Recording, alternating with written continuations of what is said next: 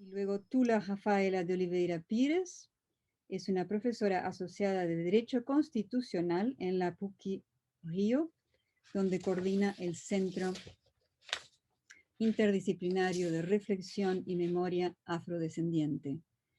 Está asociada a Criola, una organización no gubernamental de mujeres negras. Pertenece a la Asamblea General de Amnesty International en Brasil y es investigadora visitante en el African Gender Institute de University of Cape Town. Nos hablará en portugués sobre Deaf Politics, COVID-19 and the Labyrinths of the Black City. Y ahora voy a practicar mi portuñol. Políticas da morte, COVID-19 e os labirintos da cidade negra. Boa tarde a todas as pessoas que nos acompanham hoje nessa conversa. Vocês me ouvem bem? Ok? Eu queria começar agradecendo a Moira, a Juliana Estreva, pelo convite para a gente partilhar essa tarde de reflexão com a Cláudia, com a Natália, com a Leia, com todas vocês. E, além disso, eu queria muito agradecer ao Daniel e à Helena por facilitarem a nossa conversa, permitindo que cada uma de nós possamos falar da maneira que nos sentimos mais confortáveis. E se eu falar muito rápido, por favor, me avise. Eu trouxe uma versão reduzida de um paper que eu escrevi com Ana Flausina, cujo título é Políticas da Morte, Covid-19 e os Labirintos da Cidade Negra, para levantar algumas provocações.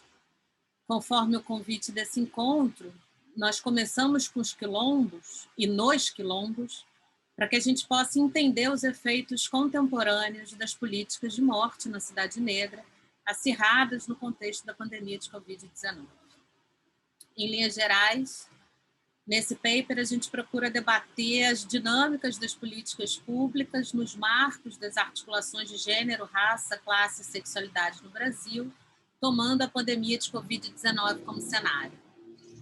Considerando a geografia espacial urbana assentada em projetos de letalidade, o que se observa é um investimento na proteção da cidade branca a despeito da necessidade de proteção das pessoas negras. Diante desse cenário, nós propomos que se entenda a cidade negra como uma cidade mulher, em que as devassidões do terror do Estado podem ser perpetradas sem questionamentos. O genocídio negro, portanto, vai se desenhando também na concretude da segregação racial urbana no horizonte da pandemia. Em termos metodológicos, a nossa proposta é de um olhar alinhado com o feminismo ladino-americano, tal como proposto por Lélia Gonzalez e já recuperado pela Juliana aqui, que é uma narrativa que consagra, consolida, né, a realidade através da sua percepção pelas imbricações de gênero, raça, classe e sexualidade. Nós começamos essa conversa levantando ou nos propondo a pensar a medida que é prescrita como a mais eficiente para evitar o contágio de Covid-19, obviamente antes, né, das políticas de vacinação, que é a ideia de isolamento social. Partindo do entendimento que o isolamento é essencial na garantia de vidas humanas, nos interessa sublinhar que a imposição do isolamento social tem se dado sem o devido acompanhamento de políticas que tenham como foco principal a proteção do povo negro, entendido como o segmento mais vulnerável à contaminação e à morte por Covid-19, não só no Brasil, né? Os Estados Unidos têm vivido a mesma realidade e essa realidade tem se espraiado por toda a diáspora.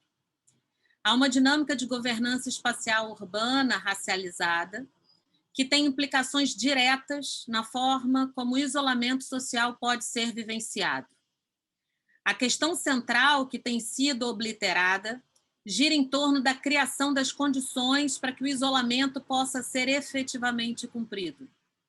Tratar das dinâmicas de ocupação do espaço urbano e do direito à cidade no contexto da pandemia nos permite perceber imbricações do terror racial e de gênero que têm sido ignorados nesse processo. No Brasil, segregação espacial é um dos aportes fundamentais para a realização histórica do que tem sido entendido como genocídio. No contexto da pandemia, o isolamento social tem sido vivenciado como marca de privilégio. O isolamento como forma de segurança e proteção à saúde tem sido experimentado pelas classes médias e altas. Para esses segmentos sociais, apesar dos inevitáveis inconvenientes, tem sido facultado o recolhimento dentro de suas residências com a possibilidade da realização de compras online, de trabalho remoto, do uso de máscaras apropriadas, do uso sistemático de álcool em gel, acesso à água, a saneamento básico, a sabão, dentre outras tantas medidas necessárias para a preservação da saúde.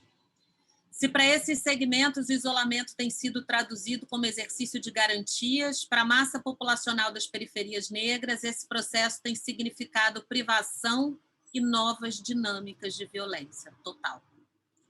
A precariedade das habitações nas periferias brasileiras, a falta de saneamento básico, a falta de acesso à água são alguns dos fatores que contribuem para que a prescrição do isolamento e da higienização não consigam se materializar. Se considerarmos a dimensão do trabalho informal, que garante a renda de milhares de brasileiras e brasileiros, percebe-se como estar na rua é uma forma de sobrevivência. Só no primeiro semestre de 2020, a taxa de informalidade atingiu a impressionante marca de 40,6%. 40,6%. Seja pelo trabalho em locais mais estruturados ou na venda de comida nas praias, passando pela lavagem de carros e a comercialização de frutas no semáforo, é o suor depositado no tráfego pelas ruas que garante a viabilidade da reprodução da vida. Além de espaço de circulação concreta, é importante destacar que, para um grande número de pessoas, a rua é local de habitação. Para algumas mulheres, as ruas se apresentam como um interdito. O patriarcado cis-heteronormativo, que relega as mulheres à vivência patente do espaço privado, faz com que o trânsito e a moradia nas ruas se deem em condições muito específicas. Em relação às mulheres negras, a vivência nas ruas sempre se deu de forma extensiva. Longe das prescrições de proteção projetadas sobre os corpos femininos brancos, a circulação pelo espaço público ocorreu como resultado da exploração direta nos marcos da escravidão e da necessidade da garantia do sustento de forma mais ampla. Apesar da presença concreta das mulheres negras na rua, a sua projeção como território masculino faz com que a experiência feminina seja atravessada por códigos específicos de violência. A experiência de viver nas ruas para as mulheres está sempre condicionada pela espreita da deflagração da violência sexual. Como há um contingente expressivo de mulheres que estão nas ruas em função da violência doméstica e familiar, percebe-se como a violência de gênero atravessa as linhas imaginárias entre o público e o privado, sentenciando indiscriminadamente os corpos femininos. O racismo, com suas correlatas dimensões de gênero, classe e sexualidade, serve como meio de difamação da rua. Nesse horizonte, é bom que a rua entre nessa hora. Nesse horizonte, pode-se observar uma nova camada de significados que entendem o espaço público ocupado pelas pessoas negras como ambiente afastado da órbita dos direitos e das garantias. No contexto de uma pandemia que assola os corpos que trafegam por espaços insalubres, em casas precarizadas ou nas ruas, fazendo ainda padecer aqueles e aquelas que dependem de trabalhos informais para a sobrevivência, há que se questionar o impacto de políticas públicas pensadas para a proteção da saúde das pessoas no reduto de suas moradias.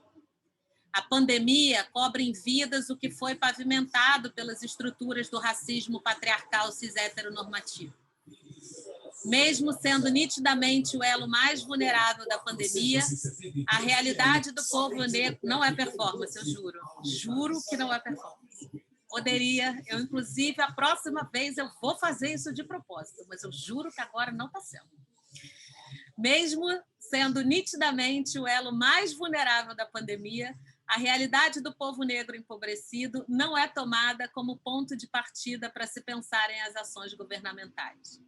Uma atuação do poder público que não leva em conta como as dimensões de gênero, raça, classe e sexualidade amplia as iniquidades e produz novas formas de violência de Estado.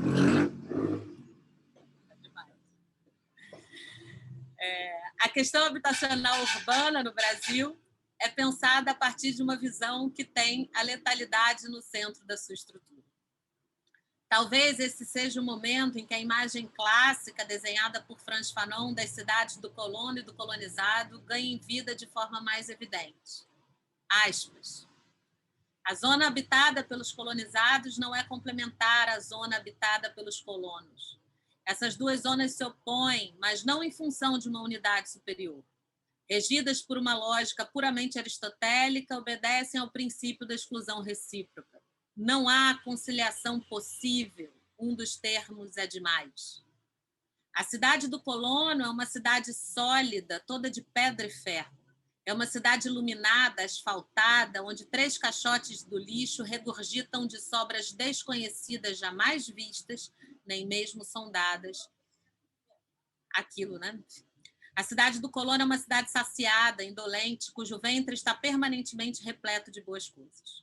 A cidade do colono é uma cidade de brancos, de estrangeiros.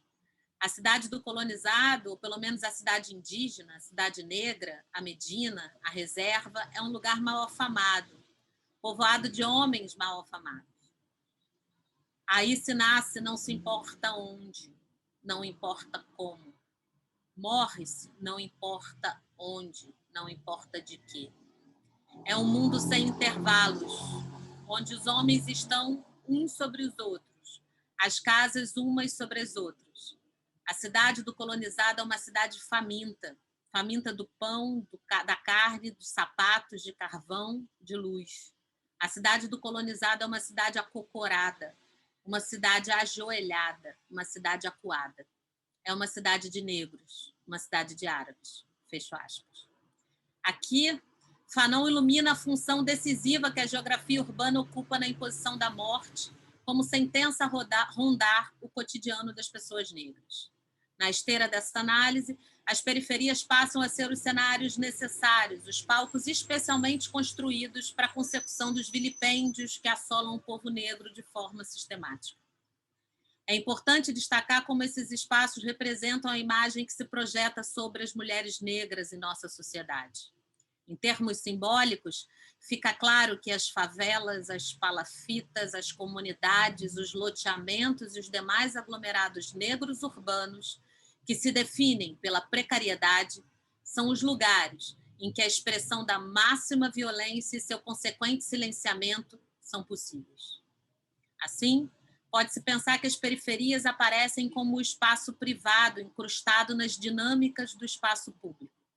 Espaço privado entendido aqui na contramão do que caracteriza os modelos habitacionais dos condomínios fechados, que ofertam serviços em suas dependências e tantas outras comodidades que alimentam o bem-viver do mundo branco no Brasil. Em oposição direta a esse modelo, não só do conforto, mas principalmente da garantia da vida, mobilizamos um conceito de privado a partir das dinâmicas de gênero que aglutinam as violências que devem ser performadas em sua máxima latitude para, na sequência, serem invisibilizadas. Como os corpos de mulheres negras, as periferias são os territórios que podem sofrer todo o repertório de violência, da penetração das incursões policiais homicidas, passando pelo toque não autorizado de recolher, que impede a circulação das pessoas, até as torturas de corpos de jovens nas dinâmicas da guerra às drogas. Todas essas mazelas devem ser suportadas sem a possibilidade de denúncia efetiva e de reconhecimento público. Um dos principais aportes do desenho da geografia urbana genocida é o de fazer a cidade negra agonizar silenciada em seus redutos fechados. Se apelarmos para as violências entendidas como domésticas, podemos exemplificar o que anunciamos. Para as mulheres que vivem em situação de rua ou privadas de liberdade, não há sequer imaginação política para falarmos em violência doméstica. O repertório hegemônico condiciona o paradoxal privilégio de ser vítima àquelas que têm sua humanidade plenamente reconhecida ou, no limite, tenham um arranjo familiar que as aproxime dessas mulheres. Mesmo diante de um vocabulário jurídico-político incapaz de dar conta das performances de violência que afetam desproporcionalmente a zona do não ser, as mulheres negras eram, em 2015, 58,86% das vítimas de violência doméstica. Os contornos do privado a que mulheres negras têm acesso é deflagrador de violências em todas as etapas de nossas vidas. De outro lado, mas de forma complementar, o racismo nos submete à inexistência ou precariedade dos aparelhos públicos de proteção, como abrigos, delegacias especializadas, conselhos tutelares, creches, serviços de saúde e redes de proteção às vítimas de violência doméstica familiar. Se em condições reconhecidas como de normalidade a violência é a norma, o contexto da Covid-19 nos expõe a dinâmicas extras de terror para além da crise sanitária, social e econômica. Diante disso, percebemos como na questão da violência doméstica e familiar contra as mulheres, o problema parece não ser o do exercício da força em si para a degradação dos corpos e da precarização das condições de vida, mas a sua explicitação. Seguindo essa mesma dinâmica, observa-se como a prevalência da expropriação, do abuso e da morte nos territórios negros é realidade naturalizada e de conhecimento público. A inconveniência desse arranjo só emerge quando da possibilidade dessa tragédia transbordar para os redutos seguros da branquitude ou quando da explicitação dessa realidade com incidentes dantescos, como o assassinato de crianças por forças policiais, a decapitação de pessoas registrada em vídeo ou o estupro coletivo de menores de idade. E quando isso se projeta na mídia, violando, em algum grau, o sentido de civilidade que deveria ser preservado. Considerando as políticas de terror deflagradas contra esses territórios, pode-se concluir que a cidade, em seus redutos negros, como eu disse no início, é um substantivo feminino. A inconciliável existência entre a cidade branca e a cidade negra é mais uma representação da formação histórico-cultural brasileira. Se trouxermos Lélia Gonzalez para conversar com Fanon, veremos que o princípio da exclusão recíproca produziu uma neurose que tem no racismo o seu sintoma por excelência. No âmbito do acesso à moradia, é interessante observar como as referências legais vão sendo manejadas ou tornadas inócuas para que se garantam os rendimentos imobiliários, que, assim como os rendimentos financeiros, se consolidaram como um dos principais vetores de lucros das elites nacionais. Em vez de se aplicarem medidas reguladoras da especulação imobiliária, o que se observa na prática é uma afronta aos marcos da legislação na forma como governos estaduais têm ampliado o perímetro urbano e chancelado empreendimentos de caráter eminentemente especulativo. Diante desse cenário de visível expropriação, podemos desenhar uma nova metáfora. Se, como pontuamos antes, os rincões desassistidos das cidades podem ser representados como os corpos de mulheres negras, vulnerabilizadas pelas dinâmicas do terror de Estado, no lado oposto desse mapeamento urbano está o acervo patrimonial dos homens brancos, que, assim como seus proprietários, são protegidos pela imunidade e a manipulação das estruturas jurídicas. Se a cidade negra, em sua precariedade, pode ser representada pelo feminino negro, a especulação, em sua dimensão mais opulente, é o retrato do masculino branco, aqui entendido como força colonizadora, de ocupação violenta e predatória. No contexto da pandemia, o que fica claro é que o caráter excludente da geografia urbana é reafirmado a despeito das demandas pelo resguardo da saúde e da vida de milhares de pessoas. Inegavelmente, políticas públicas que levassem em conta os segmentos sociais mais vulnerabilizados teriam de avançar sobre as grades fortificadas da Cidade Branca sem rodeios. Ao contrário, a cogitação dessa variável é tida como herética, já que viola o perímetro de convivência fortificado destinado aos corpos negros.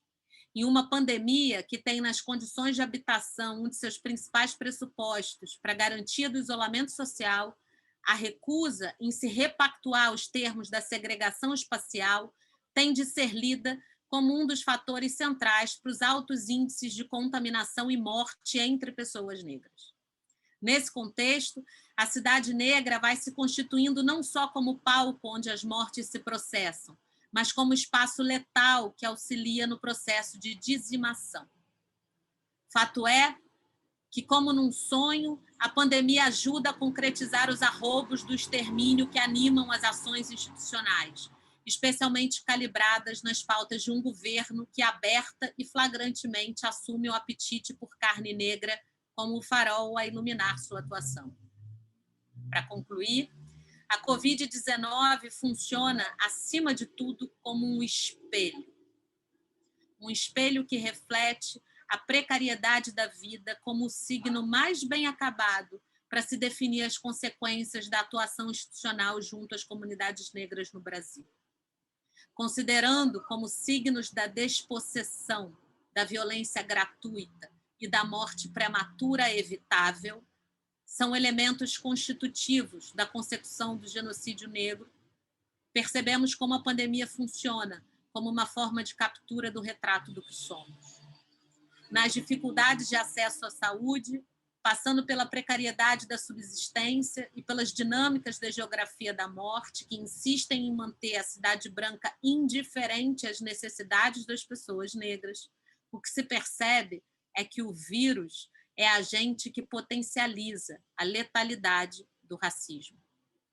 Nesse contexto macabro, enquanto o Estado fortalece as grades da Cidade Branca, chancelando seu apetite especulativo, negando a possibilidade de ocupação de espaços ociosos, impedindo que a propriedade cumpra a função social prevista no texto da Constituição brasileira vigente, segue vigoroso, atuando de forma a precarizar a vida nas vielas da Cidade Negra. Diante desse duro retrato, a conclusão a que se chega é que viver para pessoas negras é uma escolha e uma luta política. Por isso, em tempos de enfrentamento da Covid-19, acreditamos que as medidas de saúde, habitação, segurança e tantas outras têm seus efeitos mitigados sem os instrumentos de combate ao terror racial e de gênero. Para nós, e aqui, de novo, junto à minha fala de Ana Falzina, é certo que, para além da vacina, há de se encontrar a composição política certa para se enfrentar o racismo. É esse, indubitavelmente, o antídoto mais aguardado para a garantia do direito à vida no Brasil. Termino fazendo os meus os desejos manifestados por J. Mombassa quando nos diz, aspas, desejamos profundamente que o mundo como nos foi dado acabe. É esse um desejo indestrutível. Fomos submetidas a todas as formas de violência, fecundadas no escuro impossível de todas as formas sociais, condenadas a nascer já mortas e a viver contra toda formação no cerne oposto de toda formação. Desejamos profundamente que o mundo como nos foi dado acabe e que ele acabe discretamente, no nível das partículas, na intimidade catastrófica desse mundo destituído de mundo, esse mundo que até a própria terra rejeita. Fecha aspas. As reivindicações que podem alterar estruturalmente o modelo de distribuição de poder que herdamos passa pela reinvenção de um outro mundo, por perspectivas radicalmente novas e pela redistribuição desobediente de gênero e anticolonial da violência. Obrigada aí pela intenção, a gente segue na